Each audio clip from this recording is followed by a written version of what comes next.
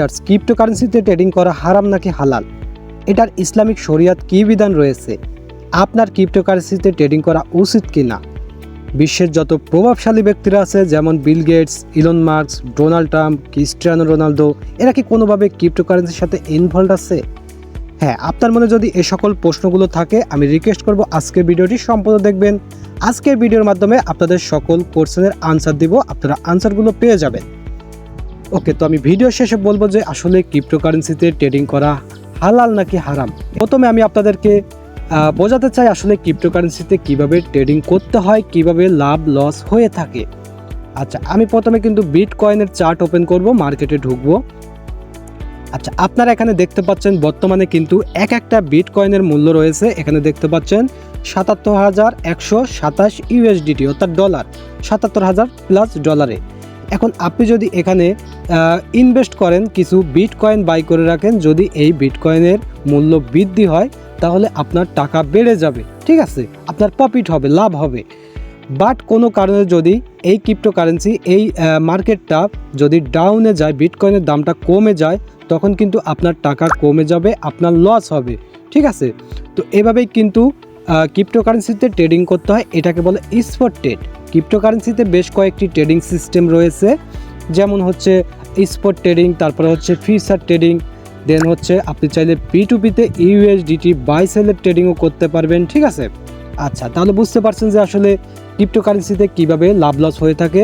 আপনার এটা হচ্ছে স্টক মার্কেট, আপনাকে কিনে রাখতে হবে, যখন দাম বৃদ্ধি হবে তখন আপনার বিক্রি করলে লাভ হবে, এবং যদি আপনি কিনে রাখেন দামটা কমে, আপনার মূল্য কমে যাবে, মানে আপনার লস হবে, ঠিক আছে।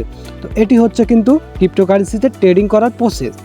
আচ্ছা, এখন আপনারা বলতে পারেন যে ভাই, বিশ্বের যত প্রভাবশালী ব্যক্তিরা আছে তারা কি কোনোভাবে ক্রিপ্টো মার্কেটের সাথে যুক্ত আছে? কারণ আপনারা জানেন দিন যাচ্ছে ক্রিপ্টোকারেন্সি কিন্তু অনেক পপুলার হচ্ছে।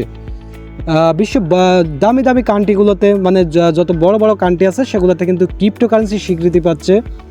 এখন বলতে পারেন যে ভাই, তাদের তো অনেক টাকা, যেমন বিল গেটস বলেন, ইলন মাস্ক বলেন, তাদের প্রচুর টাকা, তারা কি কোনোভাবে ক্রিপ্টো প্রজেক্টের সাথে জড়িত আছে? তো এখন আমি আপনাদেরকে দেখিয়ে দিচ্ছি, হ্যাঁ, তারা কিন্তু অবশ্যই ক্রিপ্টো মার্কেটের সাথে জড়িত আছে, যদিও সবার নাম এখানে প্রকাশ করা হয় না, ঠিক আছে। তারা কিন্তু এটা সিক্রেট রাখে, হাইড রাখে, ম্যাক্সিমাম কিন্তু এখানে প্রকাশ করে দেয়। আচ্ছা, প্রথমে আমি আপনাদেরকে ইলন মাস্কের একটা টোকেন দেখাচ্ছি, হ্যাঁ, একটা কয়েন দেখাচ্ছি। ইলন মাস্ককে তো আপনারা চিনেন, প্রভাবশালী ধনকুব ইলন মাস্ক।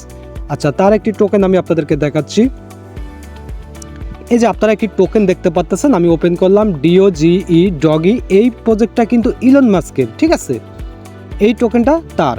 আচ্ছা, এখন আমি আরও কিছু আপনাদেরকে টোকেন দেখাই, তাহলে আপনারা বুঝতে পারবেন। আচ্ছা, এখানে আপনারা দেখতে পাচ্ছেন ট্রাম্প নামে একটি কয়েন, TRUMP, ট্রাম্প, এটা হচ্ছে ডোনাল্ড ট্রাম্পের, ঠিক আছে। এই টোকেনটা, এই প্রজেক্টটা হচ্ছে ডোনাল্ড ট্রাম্পের। আচ্ছা, এখন ডোনাল্ড ট্রাম্প টোকেন বের করছে, এর ভিতরে আবার কি করছে, ডোনাল্ড ট্রাম্পের স্ত্রীও কিন্তু একটা বের করছে ভাই, তার ওয়াইফও কিন্তু একটা বের করছে, সে আর বসে থাকে নাই। আচ্ছা, এখানে আপনারা একটি টোকেন দেখতে পাচ্ছেন, মিলেনা আর কি, এটা হচ্ছে ডোনাল্ড ট্রাম্পের ওয়াইফ, তার নাম কিন্তু মিলেনা। আপনারা অনেকে জানেন হয়তো, বা অনেকে নাও জানতে পারেন, এটা কিন্তু তার প্রজেক্ট। দুই স্বামী স্ত্রী, হাজব্যান্ড ওয়াইফ, কিন্তু তারা কিন্তু প্রজেক্ট বের করে ফেলছে ক্রিপ্টোকারেন্সির। হ্যাঁ, আরও আছে ভাই, সবার নাম কিন্তু এখানে প্রকাশ করা হয় না, যেমন আপনি বিল গেটস বলেন, আরও দামি দামি ব্যক্তিদের কথা বলেন, তাদের কিন্তু প্রজেক্ট আছে, কিন্তু এটা সবার সামনে কিন্তু প্রকাশ করা হয় না, ঠিক আছে। আচ্ছা, তাহলে আপনি বুঝতে পারছেন যে আসলে কিভাবে ক্রিপ্টোকারেন্সিতে লাভ লস হয়, কিভাবে ইনভেস্ট করতে হয়, বা দামি দামি ব্যক্তিদের আসলে প্রজেক্ট আছে কিনা সেটা আমি দেখে দিলাম। এখন আপনি বলতে পারেন যে ভাই, আসলে এই ক্রিপ্টোকারেন্সি কোনো ইসলামিক শরিয়াত মোতাবেক মানে জায়েজ আছে কিনা, হালাল আছে কিনা, নাকি এটা হারাম। তো ভিউয়ার্স, আজকের ভিডিওর মাধ্যমে আমি ক্লিয়ার করে দিচ্ছি এটা জায়েজ আছে কিনা ইসলামিক মোতাবেক, তাহলে আপনি বুঝতে পারবেন আপনার ক্রিপ্টোকারেন্সিতে ট্রেডিং করা উচিত কিনা। আচ্ছা, প্রথমে আপনাকে বুঝতে হবে যে আসলে ক্রিপ্টোকারেন্সিতে কয়টা ট্রেডিং করা যায়। টোটালি কিন্তু 3টার বেশি ট্রেডিং করা যায় না, 3টা মাধ্যমে ট্রেডিং করতে হয় ক্রিপ্টোকারেন্সিতে, spot trading, future trading, P2P trading. তো এখানে কিন্তু 2টা ট্রেডিং হালাল আছে, একটা ট্রেডিং কিন্তু সরাসরি হারাম ঘোষণা করা হয়েছে, এটা হচ্ছে অনেকটা বেটিং, জুয়ার মতো, ঠিক আছে। আচ্ছা, এখন যদি আপনারা বলেন যে ভাই কোন ট্রেডিংটা হালাল, এটা হচ্ছে স্পট ট্রেডিং, অর্থাৎ আপনি বিভিন্ন ক্রিপ্টোকারেন্সি কিনে রাখবেন, এটা হচ্ছে ব্যবসা ভাই। ট্রেডিং মানে ব্যবসা, কিন্তু সব ট্রেডিং না। এখানে ট্রেডিং মানে কিন্তু, ট্রেড মানে কিন্তু বিজনেসকে বোঝানো হয়, ঠিক আছে। ধরেন আপনি কথার কথা বলতেছি, ধান আজকে 1000 টাকা মন, আপনি 5 মন ধান কিনে রাখলেন আপনার ঘরে, যদি ধানের দামটা বেড়ে যায় আপনি বিক্রি করেন তখন আপনার লাভ হবে। এখন আপনি বলেন এটা কি আপনার কোনোভাবে হারাম হবে? এটা অবশ্যই হালাল। তো স্টক মার্কেট হচ্ছে এরকম, আপনাকে ইনভেস্ট করতে হবে, যখন দাম বাড়বে আপনি বিক্রি করবেন, লাভ পাবেন, যখন দাম কমবে আপনার লস হবে। ব্যবসায় লাভ লস আছে, এটা আপনারাও জানেন। আচ্ছা, এখন যদি আপনি ফিউচার ট্রেডিংয়ের কথা বলেন, এই যে এখানে দেখতে পাচ্ছেন ফিউচারে আমি প্রবেশ করলাম। এই ফিউচার ট্রেডিং কিন্তু সরাসরি হারাম। এই ফিউচার ট্রেডিং কীভাবে করে, ধরেন আপনি 1000 টাকা দিয়ে একটা ফিউচার ট্রেড নিলেন, এটা যদি বেড়ে যায় আপনার 2000 টাকা হতে পারে, 3000 টাকা হতে পারে, বাট এটা যখন লস করবে তখন হচ্ছে আপনার পুরো টাকা নিয়ে চলে যাবে। ঠিক আছে, তো এটাকে কিন্তু হারাম ঘোষণা করা হয়েছে। এই ফিউচার ট্রেড সরাসরি হারাম, শুধুমাত্র হারাম না, এটা ভেরি রিস্কি। ঠিক আছে, আর স্পট ট্রেডটা কোনোভাবে খুব বেশি রিস্ক নাই, ওখানে আপনার যদিও লস হয় সামান্য লস হবে, পরে হচ্ছে লিগাল। ঠিক আছে, আর এটা হচ্ছে ইলিগাল। আচ্ছা, আরেকটা ট্রেডিংয়ের কথা আপনাদেরকে আমি বলছি, সেটা হচ্ছে P2P ট্রেডিং।